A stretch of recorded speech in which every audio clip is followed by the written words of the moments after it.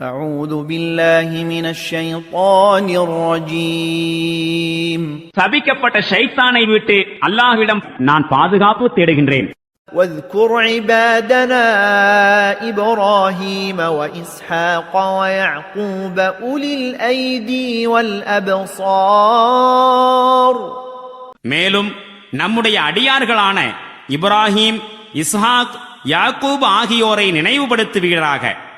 அவர்கள் மிகுந்த செயலாற்றல் கொண்டவர்களாகவும் நுண்ணோக்கு உடையவர்களாகவும் இருந்தார்கள். إنا أخلصناهم بخالصة ذكر الدار